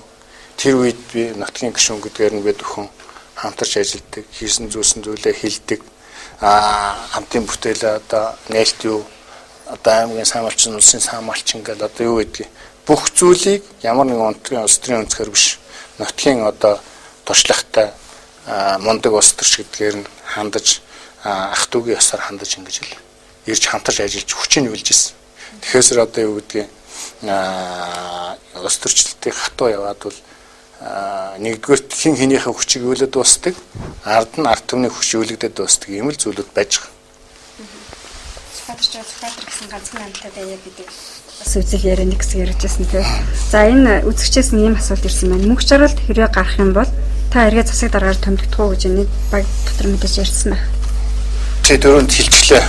Манай мөнх жаргалын хувьд бол үнэхээр мундаг залуу л та. Яаж нөхлөөр сургууль төгсөөд багш ээжсэн. За дараа нь энэ хүүхд залуучууд гэдэг энэ төв гэж одоо гэр бүл хөгжлийн төв биш. Энийг бүр шинээр байгуулж энийг одоо Сүхбаатар аймагт өнөөдрийн зэрэгтэй болох суурийг тавьж исэн. Төрийн захиргааны ажил аймгийн тамгын газрын дараа хурлын нарийн бичгийн дараа энэ яг одоо ингээд нөгөө төрийн ажлыг нухдаг, жинхэнэ зөвшөлтслийг хийдэг, жинхэнэ үр дүн гаргадаг энэ юм дээр олон жил ажилласан. За хамгийн сүүлийн 4 жил ихтэл аймгийн хамгийн том даргаыг хийл. энэ одоо түрүүний яриад байгаа амжилтын эзэд энэ зөвшөлтслийг хийж явах, энэ одоо залуучууд, дунд үеийнхэн ахмадууд, ардын арчилсан намуудыг хооронд нэвтэ зүйтэй болгох бол манай мөнх чаргалын гавьяа бол гахалт. Дээр нь өөрөө нийгмийн идэвхтэй төрийн бус байгууллагуудыг тодорхойлдог. Дээр нь одоо энэ Сүхбаатарын хурдан моргуугаар одоо ойлгох аргагүй шүү дээ. Тэгэхээр манай мөнх чаргал асар олон хүний амьдралыг одоо дээшлүүлэхэд энэ морины асуудлыг зохицуулж өгч гэдэг юм. Өөрийнх нь одоо хямртай залуу шүү дээ. Одоо нэг өдөр хэдэн ч морин төрүүлдэг тийм ээ. Тэгэл одоо ариг төрөө авдаг. Тэр нь одоо үнд бас ордог. Ингээд төрийн ажлыг хийж чаддаг. Төрийн бас байгууллагын ажлыг хийж чаддаг. Хүнд бас элэгтэй тустай ийм хүн шүү дээ. Тэгээд дарингад яагаад ирсэн? Жишээ нь бид өвч болно шүү дээ. Ер нь. Гэтэл өнөөдөр монголчуудын сэтгэлгээ бас нэг нутаг дотроо нутгийн зах хардаг байхгүй. Нутаг дотроо ахаад бригадын зах, бригад дотроо айр сайхалтын зах хардаг юм зүйл. Манай мөнх чаргалын ээж эрүүл мэндийн салбарт олон жил ажилласан. Дарин нутгийн юмхтэй. Хамаатан цад нүү олноороо бас тэр дарингад байж байна. Удам содрыг харах юм бол тэр дарингийн бас л нэлээд бас юмны өчрийг мэддэг, заад зурдаг ийм мундаг одоо хүүхдэд төвхтэй хүмүүс учраас за мөнх чаргал үнэ гэдэг чамд одоо итгэл хүлээлгэж байна гэсэн. За улс төрийн хонжоо гэсэн бол биднээс твших хүмүүс зөндөл байсан. Би их хурлд төдий дайны санал авч байгаа юм чинь ахаал одоо твшихэд болохгүй юм байхгүй шүү дээ тийм ээ. Тэгэхдээ өнөөдөр бид нар нутаг орны тэр түүх соёл удам содар бас нэг төрийн явж ирсэн жаяг эдгээр зүйлийг харгалзаж бүтсэн байж байгаа. Тийм болохоор бол мөнх чаргал өөрөө дарингийг өнөө зэрэгтэй явах асар их хөв нэмрээ оруулсан. Би нэг түүх ярив. Одоо даринг руу орчлооч биднээс сэдвээ асуулж. Баталгаан засгийн газрын үед ерөнхий сайд ирээд бид нар шилийн богд ирчихэд даринг байхад манай гөлгөөгөө дарга байсан. Тэгэл сумын дарга аймгийн дарга халуудлал наан цана гэдэг. Тэгэхэд даринг ямар байл? Бид тэр аван дээр сарчаад за яандаа гэж байна. Тэгэл одоо элсэндээ дарагчсан гашаа хоороо өнөтрийн байхгүй. Тэгээ одоо надад энд тэр байгаа би харуулж чадахгүй онгоцоор авсан зураг баг. Дарин 12 онд байсан. Одоо энэ алтан овооны юутай. Энэ зураг баг. Ингээд алтан овоо цаана харагдаж байгаа байхгүй. Энэ шүү дээ. Зүгээр л юм. Тэгэхгүй ах энэ харагдахгүй л да. Зүгээр л нэг элсэн юм уу. Тэгээд нэг энэ тэнд гөлмөн дээр хайсан шагаш. Тэгээд алтан овооны дахилгын 100 жилийн үед 3 сард бид нар ажлын хэсэг очиод тэгээд одоо манай Батнасан энэ алтан энэ хадтаач өөр хадтаа гахалт. Нэг харуулчих боломж байна. Дарин гол нэг юм л байсан. Аргалан гот гэдэг шиг энэ тэмдгүү аргал хэдэн одоо 10 бараг 100-аад жорлон бүгд цоочтой тэгэл одоо хэцүү байсан. Тэгээд алтан овооны 100 жилийн буюу 13 онд болгоно гэдэг. Тэгээд тэрэнд багтаагаал энэ алтан овооны ингрийн тэр том соёл амралтын юу тэр одоо айлууд нь одоо онцгцоор авсан зургийг бас харахад ингээд шатрын хөлөг шиг элстэндээ дарагдсан нэг шигч хашаа байхгүй ямар ч хохоо байхгүй одоо гэрэл гэгээ нөгөө яагаад нэгдүгээр одоо олноо өргөцсөний 13 дугаар онд анх төрийн дахилгад орсон гэдэг. Тэгээ 13 онд 100 жил явна гэсэн байна. Тэрэнд нь зориул дарингийг бодноос. Энийний ажлын хэсгийг бий болох санаачлаа энэ одоо бүх зүйлд бол манай мөнх чаргал дараа даринг дээр энэ ажлын хэсгийг хаж очихд бол анцаараа явах болсон байна. Тийм болохоор дарингийн ард түмний одоо хэн хаана аргалаа асгадаг хэн хаана хогоо хэдгийг бас баг мэд. Тийм учраас одоо мөнх чаргал дараа тийм болохоор мөнх чаргал хэрвээ гараад ирэх юм бол би хэлээд байхгүй. Мөнх чаргал гараад ирэх юм бол хин засаг даргуулнахээс илүү аль намын бодлого явах уу? Аль намын бодлогыг хэн өргөжлүүлж чадах уу гэдэг ийм асуултууд гарч ирнэ. Ер нь би бол юу гэдгийг өмнө нь би засаг даргаыг 2 бүрэн эрхээ хугацаа хийсэн ахижул хийхгүй гэж хэлж ирсэн. Тэгээ гадар яаж нөгөнгөт эсрэгээр нь бүрэн эрхээ хугацаанд дууссан, төвд ажиллах хугацаанд дууссан ч гэдэг юм уу. Тэгээ хар юмаа явуулж. Өнөөдөр улс төрийн нөхцөл байдал өөр болж байна тийм үү. Үнэхээр одоо тэр ардын намын талд гарч ирсэн ч гэсэн бид нар маш хүчтэй сөрөг хүчин болж ирж байна. Тэр одоо ажиллах гэж байгаа засаг дарга хуралд бид нар мөрийн хөтөлбөрөөр ардчсан намын мөрийн хөтлөөр доож 50% орох юм шаардлагыг тавьсан. Тэр өндөр босхыг дагсан хүн засаг дарга болно. Манайхаас болох юм бол хийн чадах уу гэдгээ бид нар бүлэг дээрээ ярьж байгаа. Одоо хүчтэй хүчрэх энэ хямралыг хохирлогод аван туулчих. Энэ л хийн. 12 оны үед та 13 сум тойроод явж исэн. Тэгэхэд би сурвалжлах ажиллаар явж исэн. Тэгэхэд иргэдийн зүгээс хүмүүний ч одоо энэ жил эргээд энэ жил их хурл руу явах гэдэг юм шиг үстэй. Дахиад нэг 4 жил аймагтаа байгаад эхлүүлсэн ажлуудаа дуусгаач гэсэн саналыг нэлээд тавьж байсан л да. Тэгээ саяын сонгуулийн ялагддаг ч гэсэн бас тэрнтэй холбоо дахиад засаг даргаараа үлдээх гэсэндээ ийм сонголт хийлээ гэдэг юм бас иргэдийн зүгээс ярьдаг. Та энэ талаар юу гэж бодож байна? Тий судлаач янз янз л ярьдаг. Ялт ялагдлыг бол янз аль талаас нь л ярьдаг. За миний хувьд бол одоо бараг улсын дүн мэдээ гараагүй байхад би улаан гишүүн рүү уцтаад ялагдлаа хөлөж ширсэн шүү дээ. Яагаад гэвэл бид нар бол юм тооцоо хийж ирсэн. Тэгсэн чинь Эрдэнэ цагааны дүн ирсэн. Эрдэнэ цагааны дүн цөмрөнгөт тэгтээ тэргөө одоо онгоных тийм болно гэдгийг мэдчихсэн байхгүй. Тэгээд шууд ярьжсэн тэр хүн бол одоо их л ойрхон явж индаа гэж яхад нь миний уцаацсан. Тэгээ би за та тэр сайхан өрсөлдлөө хинж гарсан нутгийн ах таавал илүү туршлагатай бас одоо биднийг заад зураад наан цангаа явуучих бүрэн боломжтой гэсэн сэтгэл санаагаа илэрхийлж ирсэн. Ер нь зүгээр сонгуулийн ялалт ялагдлыг ярих юм бол жижиг юм ярих юм бол дуусахгүй. Том бодлогын асуудлууд бол тийм байгаа. Бид өнөөдөр хуулийн өөрчлөлтийг хийсэн, арчс намын дэд удирдлагуудын практикийн зөрчилтэй байж ирсэн тийм ээ. Тэгээд өөрийн чи хэлж байгаа шиг нутгаасаа явуулахгүй байх сэтгэл зүйтэй хүмүүс маш олноороо байсан байхыг үсэхгүй. Тэр юугаар нотлогдож байна вэ гэхээр миний одоо захим хаяг буюу Facebook, мэйлэр асар олон захиа ирдэг. Тэнд л дал дараад өгөөч гэсэн юм байдгүй. Тэрийг унших болгонд уярдаг. Тэрийг унших болгонд би нутгаас улам их явахгүй байх. Улам их хүчээ юулах юмсан гэсэн ийм эрч хүчийг олж авдаг. Өнгөрсөн хавар таах хүн санаж байна уу санахгүй байна уу? Сүхбаатар аймаг өчигдөр өнөөдөр маргааш гээд маш олон юунууд хийхэд зохион бичлэг оролдонд зарлцахад тэрийг уншихад би ихэнхээр уншихад уйлж байгаа. Гээ хөөрхөн хүүхдүүд нь тэр аймаг их орон нутгийн усандаа ямар хайртай байна. Тэр хоошийн мөрөөдөл нь ямар том байна. Тэрийг хинд итгэж ин гэдэг ингээд үзэх юм бол маш сонирхолтой юмуд байдаг. Тий. Тэгээ би баха ер нь таадын яриаг хайлж иж магадгүй. Би ч нөгөө тэр болгон сонгуулаар телевизээр орж яриад байх боломж байхгүй бас учраас нэгэндээ ярьсных бас жоохон дэлгэрэнгүй яриад байх шуучлаа тий. За ерөнхийдөө нэвтрүүлгийн цаг маань дуусч байгаа маань найруулагч тогч. Одоо бидний хувьд бас асууж амжаагүй зүйл байвал танд бас нэвтрүүлгийн хугацааг нээлттэй үлдээж байна. Тий. Яриад дуусна гэж байхгүй шүү дээ тийм ээ. Тий. Острын нөхцөл байдлыг намжаах хэрэгтэй.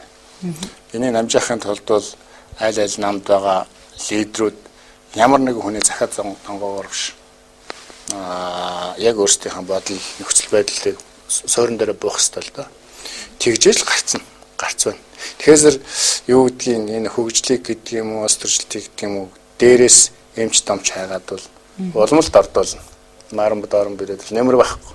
Эндээ сайхан одоо таарч суугаад асуудлыг авч хэлцээд ингэж ярьж улс төрчийн талцсан улс төрчлөлтөөс гарах хэрэгтэй. Хоёр тэгвэл хувийн иргэшгээ аргашин тавьж сурах хэрэгтэй. Өчигдөр улаан гişг хэлэлээ шүү дээ. Хуулийн дор амьдрах хэрэгтэй гэж. Засаг дарга болохоо болцлыг хангаагүй байж дайраад байна гэдэг чинь бас болохгүй асуудал шүү дээ. 5 заалтаас ганцхан дээд боловсролтой. Бусад нь одоо тэнцэхгүй гэж хуулийн дээр байж чинь би тэнцнэ гэдэг нүдэнэ дараад ирэх нь бол Сүхбаатарчуудыг дамжиж байгааг асуудал. Дээр нь бас хуулийн дор амьдарч одоо энэ шүүхийн шийдвэр Монгол Улсын хуулийг ягштал биелүүлдэг байх ёстой. Тэгэхээр 19-ний өдөр зөв зүгээр байсан хурал 20-ны өдөр тамга алга болоод 21-ний өдөр гишүүн нэг тамга үйлдвэрлүүлэл тэр өдрөө тэрийн эрхийг ингээ авчхад байх юм бол өнөөдөр зөвхөн Сүхбаатар аймагч биш Монгол Улсын бүх аймагт төрийн хамрал үүсэх боломжтой. Би одоо миний амьдралын түүхэнд 2 удаа тамга салах үйл ажиллагаа болж ирсэн. За хийх шинээр хийх. 15-аас 30 хоног болдог. Тэгэхэд тэр нэг өдрийн дотор хамаг үйлдвэрлэгдээд холгой далдагдаад тэгээд тэр нь үйлдвэрлэгдээд ерөнхий сайдаар зуруулаад авч ийн гэдэг би төрийн эрхийг хууль бусаар одоо авч ийн гэж ингэж үзэж байна. Гэхдээ энэ өөрөө бацуурын асуудал ш. Нийт Сүхбаатарчуудын асуудал болохоор түрүүн хүн хэлээд байна ш. Бидний өмнөөс танаа тэнцээч гэдэг. Тэр агуулгаар нь зүгээр хэлээд байгаа. Хоёрдугаар би улаан гишүүнд маш их найдвар тавьж байгаа. Өөрөө одоо энэ Сүхбаатарчуудын одоо 24 жил итгэлийг авч шин. Тэгэхэд одоо ийм одоо айхтар юм руу түлхээд тийм баламт үйл ажиллагаа хийж болохгүй. Хуулийн дор байх хэвээр, яг хуулийг ягштал мөрддөг байх хэвээр, нэг өдөрт хамаг үйлдвэрлэдэггүй байх хэвээр, ямар нэгэн юмыг булааж хүчээр авдаггүй байх хэвээр, насны хувьд ч тэр төрийн туршлагын хувьд ч тэр Сүхбаатарын ард түмний хүндлэлийг олон жил хүлээсэн хүний хувьд тэр яагаад бүгдийг дуудаад загнаж болдгүй. Чи юм байна, чи юм байна, нөхөр чи залуу мөн чи тийм байна гэж ингэж хэлэх бүрэн эрхтэй гэж үзэж байгаа. За сүүлд нь зүгээр дүүгэн хэлэхэд би ард иргэдийн асуултуудад юунуудыг явцад ерөнхий агуулгын хувьд би бүх зүйлүүд яригдсан гэж бодож байна. Тэгэхээр жижиг юм руу ороод энэ стакан гэдэг юм уу одоо юу гэдгийг нь өрөөгөө ярих юм бол бидний асуудлууд бол дуусахгүй гэж ингэж үзэж байгаа. Тэгээд дахин хэлэхэд би зүгээр хэлж байгаа. Сүхбаатар аймагт бол арчс нам төр барих сүүлийн 8 жил бол бивэл үнэхээр түүхэн боломж байсан гэж хэлж байна. 90 оноос 2008 хүртэл 18 жилийн түүхэнд Сүхбаатар аймгийн хүний тоо одоо 500 гаруй өсөж хахад сүүлийн 8 жил 5,000 7,000 өсөж идэх ч гэдэг юм. Одоо 60,000 хүнтэй болчихлоо шүү. Гэх мэтлэнгийн мал сүрэг сая малтай байсан 18 жилд 500,000 өсчихсэн бол сүүлийн 8 жилд бид нар сая 500-аар өсөжчихсэн 8 жилийн дотор 4 сая ширхэг малыг эргэлтэнд оруулсан. Ийм үзүүлэлтүүд зурж. Тэгээ хүмүүсийн насжилт, хөгжил дэвшлэгээд ингээд явах юм бол олон зүйлүүдийг ярьж болох юм аа гэж ингэж үзэж байгаа. Энэ бичиг фонтыг Аз Европыг холбох хамгийн төт гарц гэдэг шүү дээ, тийм. Тэгээ энийг одоо тэр утгаараа чөлөө төс олгоно, бүр хот байгууллагын нэвтрүүлэх асуудал нэлээд хүчтэй яригдсан. Ямар шатнд яваа юм бол энэ л нөгөө том бодлогын асуудал шүү дээ. Тэгээ Монгол Улсын далаад гарах шин замыг нээх, хөгжлийн шин гарцыг нээх. Гэхдээ өнөөдрийн энэ ардын намын засаг орж байгаа нөхдүүд бол шинэ бодлого ярихгүй гэж шүү дээ. Одоо яаж одоо амьдрах уу? Шинэ юм бол ярих боломж байхгүй гэдгийг ингээд зарлан тунхилж байна. Тийм болохоор бас л хааш. Ер нь би энэ төслөл улс ядуу баян байхаас үл хамааран явчих төсөл л дээ. Угаасаа энэ өөрөө бизнесийн төсөл далаа руу татна. Тэгээд энэ Аз Европ болон төч Монголоос зөөгд байдаг юм байхгүй мах гэд Оросын тэр Сибирийн нутаг дэвсгэр баруун Европтой холбогдож байгаа энэ юунаас бид нар мөнгө олоод байх юм боломжууд бол байж байгаа. Тийм болохоор бол энэ ер нь л явах төсөл одоо энэ одоо хүмүүс бид нартай адилхан зэрэгцээл ярьж исэн 20 он гэхэл харъя. Бивэл энэ одоо ярьж байгаа байдлыг харахад бол нөхдүүд бол үндсэндээ юу яаж явуулж чадахгүй мó та гэсэн юм зүйлүүд байж байгаа. Тэгээ ер нь бол яг ийм том төслийг хийхэд бол зүгээр онцгой сэрэд хийчихгүй л асар олон хүмүүсийн хөдөлмөр, асар олон хүмүүсийн олон жилийн одоо сэтгэл зүтгэл нэгдэж иж том төслүүд ийм болдог, ийм зүйлүүд байж байгааг гэж үзэж байгаа. Дараа нь над минут байгаа байхгүй. За, ерөөдөө нэвтрүүлэг маань өндөрлөгдөж байгаа. Та бас Сүхбаатар аймгийнхаа иргэдэг хандаж юу жилнэ. Тэгээ би нэг тийм одоо зөндөө юм ярьчлаа. Би нэг одоо дотоод зүйлүүдийг бас хэлээд ингээд өндөрлөе гэж ингэж бодож байна. За энэ удаагийн сонгуул бол их сонирхолтой. Хэж одоо ийм айхтар шуурсан сонгуул Монголын төвхөнд болох юм эсвэл мэдэхгүй л. Гэхдээ хийх боломж бол одоо ардын намд бүрдлээ шин. Арчс намын төвхөл их сонь төв. Хизээш олон болж үзээгүй. 96 онд 50 судалтай байсан. Гэхдээ үндсэн ууланд 3-2-оор хуралддаг гэсэн. Тэгээд дараа нь ингээл дандаа олон болж чаддаг. Олуулаа болоод тэгэл инквери намайг угаал, иргэний зэрэг угаал, ардын намайг угаал, тэгэл муудаа сайдал ингээд явж ирсэн. За мэдээж одоо энэ арчсан хөвсгөл яснаас хойш 26 жилийн төвөнд бол арчсан намд бол юм олон холох боломж тохиодгүй юм байна. За тохиогч гэсэн олуулаа болсон үедээ бол ямар юм хийдгийм бэ гэдгийг бол харуулж чадсан. За тэгээ өнөөдрийн нэг өөр мөр энетриг юм ярьж байна. Би зүгээр бас гайхаж. Өнгөрсөн 4 жилийн өөрийг гинт өнөөдөр мэднэ гэж байхгүй шүү дээ. 2 жилд Нулаан сайд, Сангийн сайд хийсэн. 1 жилд нь одоогийн ерөнхий сайд Эрдэнэт ерөнхий сайд хийсэн. Сүүлд нь болор хийсэн. Тэгээд муугийн болор ч юм ардын намгүрэл гарч ах шүү. Бүшгүүдээ нийлэл ажиллаж ирсэн, салаал явж ирсэн, хамтрал явж ирсэн. Өнөөдөр бүхэн яа боо арчсан юм гээд. Тийм яг хүмүүс нийт Монголын сонгогчдын одоо 40 орчим өмнө. Сүхбаатарын аймгийн сонгогчдын 50 орчим хувь нь байна шүү дээ. Тийм болохоор тийм хүчтэй одоо арт хүмүүс өргөж болчиход байна шүү дээ. Ийм үед ингэж одоо ой санамжгүй загнах нь бол утга төгөлдөр биш. Тэгээд нэгч урт цаг хугацааг авахгүй энэ өөрөө үнэнтэй очиж мөрөх байхгүй. Үнэнтэй очиж мөргөн шүү дээ. Одоо хүмүүс энэ өвөл болоод ирэнгүүт нэхийг 100000 өгөх гээл эхэлнэ шүү дээ. Тэ? Бодол бох энэ талтай барьчих нь. Тэ одоо юу гэдэг ардын намын сумдын ардын намын газар аваач оволд гэм үү? Ардын намын даргын гадаа оволд гэм үү? Өдөр болгон ажлын байр гэсэн тэгээд хүүхдүүдэд аваад очдөг юм уу? Хүүхдийн 20,000-ыг өгөхөө болчих чинь. Тэгээд юу гэдэг тэр нь үл их сонирхолтой юм л да. Танах хөргөчтэй байна. Танах зурагтай байна гэдэг. Тэгээ энэ юуны социализмын үед энэ шагмын араадны мөнгө өгөхгүйгээд айлууд араад байгаа нь нууж ирсэн тийм үү? Ангаа шиг одоо юмуд байдаг шүү дээ тийм үү? Ижид нэг цөөхөн төгрөгөө өгөхгүй л. Тэгээ одоо мод хүүхдийн мөнгө авахын тулд телевиз аккаунт хийгээд хөргөчн дээгүүр юм хүмүүрээ бүтээгээд эхлэхгүй яах вэ? Асуудал бол өөрөө нийгмийн буруу үйлдэл рүү татна шүү дээ. Даар цангийн газруудыг хаагаад эхлэхлээр нөгөө хортой модтой арих гараал нөгөө баг нуурын асуудал гээл амьдрал бол өөрөө бүгдээрээ хоёр талтай болохоор ийм одоо зүйлүүд явдаг юм аа. Тэгээд бүх зүйлийг мөнгөөр хэмжиж болохгүй. Алуун тушаал би жишээлбэл аймаг тавигдаж байгаа энэ алуун тушаалыг нэг ч ахтар үүдгээ найз нөхдөөрөө тавьчих гэж ойлгохгүй л. Намын санхүүжилт гаргасан нөхдүүд өнөөдөр юу би Хүрлбаатар гишүүнийг сангийн сайд болно гэж бодож байсан жишээ. Тэгэл жааж яагаад гэвэл нэг намрын хандуулагч. Тэгэхээр дээр байгаа тэр жайгийг аймагт авчирч хийнэ их юм бол манайхан зөвшөөрөхгүй. Арт өмнө зөвшөөрөхгүй. Энд чинь яг 1-2 өдөртөө зөвшөөрнө. Дээр нь одоо энэ төрийн албан хаагчдын хөнгөлтийн асуудлууд байж байна. Нөгөө оюутны асуудлууд байж байна. Гадагшин соргон гэж байсан.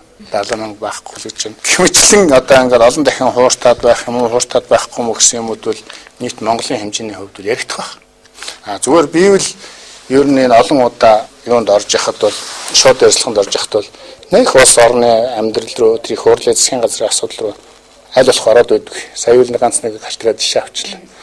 Орон нутг өөрийн гэсэн газар нутгтай, өөрийн гэсэн арт түмэнтэй, өөрийн гэсэн ёс заншилтай, өөрийн гэсэн төсөв мөнгөтэй.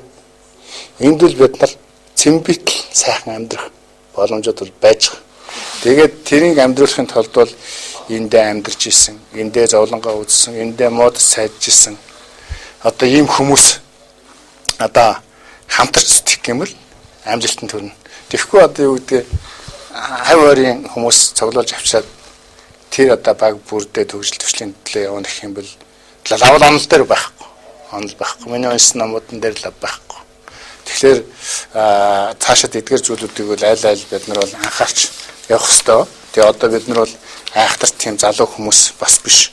Одоо төр болон янз бүрийн хүмүүстэй ажиллалаа. Сүхбаатар аймгийнхаа нийт ард иргэдийн болсон итгэл найдварыг хөсөрдүүлэхгүйгээр олон одоо шинэ амжилтын эзэн болсон. Тэгэд энэ байдлаас харахад л ийм л зүйл дор одоо сэтгэл зүрхэнд хоногшиж ингэж байдаг шүү дээ. За ерөнхийдөө шууд нэвтрүүлэг манаас өндөрлөж байна. Тэгээд өнөөдөр бас Сүхбаатар аймгийн улс төрийн нөхцөл байдлын талаар болоод бас нэгжилүүдэд олон амжилтын эзэн болж байсан талаараа дэлгэрэнгүй яриа өрнөсөн танд бас маш их баярлалаа гэж хэлмээр байна. Зочдынхаа өмнөөс цаашдынх нь ажил үйлсэд өндрөөсөн амжилтыг хүсье. Тий. Тэгээ би бас өгийн төгсгөлд орон нутгийн сонгуул болох гэж байна. Тэгээ энэ дээр бол би сая ард иргэдтэй хандаж нэг зүйлийг хэлмээр байна. Сүхбаатарчууд сая одоо хавзааны ирэхээр 6 сарын 29-ний өдөр сонголтыг 50% хийжлээ. Тэгээ харин ч энэ бол би одоо Сүхбаатарчууд амар том боломжийг олгож ирж байгаа юм үзэж. Яг тэнцүү. Тэгээд сүүлд нь бодож бод алийг сонгох юм боломжийг болгож штэ. Тэгэхээр өнгөрсөн 8 жилийн энэ одоо олсон боломжийг үргэлжлүүлээд цаашаа аваа явчих гэх юм бол манай туршлагатай боломжтой хурлын дарга хийжсэн мөнгө чаргалыг манай даринх суманд даринхчууд сонгоод өгчих юм бол энэ бодлого үргэлжлээд явчихна. Бодлого юм чинь. Дээр ямар зэсэг төртөөс үл хамааран. Үгүй одоо хууль зөрчсөн ч хамаа байхгүй. Тэр яатах нь ер нь хамаа байхгүй. Ямар боломж үйл ажиллагаа явуулдаг нь хамаа байхгүй. Ингэтрийг сонгох юм бол шинэ бодлого энэ одоо сайн болгон зогсоод ахаад нэг шинэ гараад ингээ бүх юм эхлээд явах юм байна гэсэн ийм одоо дүгнэлтийг хийх боломж бол Сүхбаатарчууд бий болж байгаа. Тэгээд хамгийн эцэст нь хэлэхэд даринх сум өөрөө одоо даринх шоу гэж байдаг, дарин үндэстэн гэж байдаг. Тэ дарин одоо даруул алтан овоо энэ одоо түүхийн домогт газрууд араа нэрлэгдсэн юм байдаг. Тэгээд даринхчууд маань Сүхбаатарын 16-аас 20 он хүртэлх хөвзээг шийдэх болж байна. Гэхдээ ахад даринхчуудад нөлөөлөх боломжууд байж байгаа. Мэдээлэл дойрхон байгаа одоо манай Монгол улсын өнцөг булан бүрд байгаа миний ярилцлагыг үзэж байгаа хүмүүс маань дарингад байж байгаа ахын дүүстэй манай одоо мөнгө чаргалыг дэмжих боломжийг хэлж өгөх. Тэгээ мөнгө чаргалаар дамжиж арчилсан намын одоо энэ хөтөлбөрийг цааш нь үргэлжлүүлэх боломжийг олгохын ард иргэдээс хүсэж байна. За бидний хувьд та бүхний итгэлийг алдаж байгаагүй хүсэж исэн төлөвлөж исэн зүйлээсээ ч илүү хийдэг бас одоо үнээс ч илүү хийх боломж ирч хүч манай баг бүрэлдэхүүнд байгаа гэж ингэж үзэж байгаа.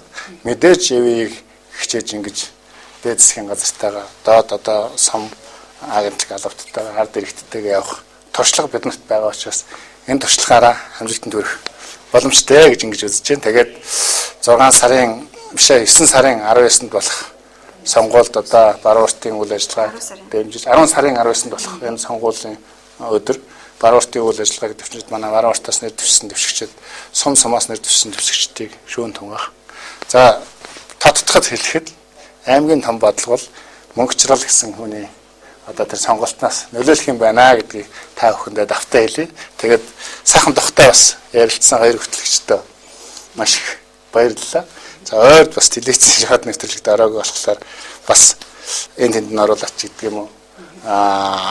Ахиж нөгөө сэдвүүрээ ухарч орсон тохиол байхыг үүсэхгүй. Гэхдээ бид нар бол энэ өөрөө шууд яриа учраас бид одоо би түрүүнд хэлсэн 10 дахь жилдээ орж байгаа. Тэгэхгүй ингээл юу гэдгийг хүнийг хоорсон юмыг зэрэглээл боож гал ярьснаас алдаа онооны дэнсүүл цугл явж байгаа хэвээр. Тэгэхээр шууд нь шударган дээр байдаг.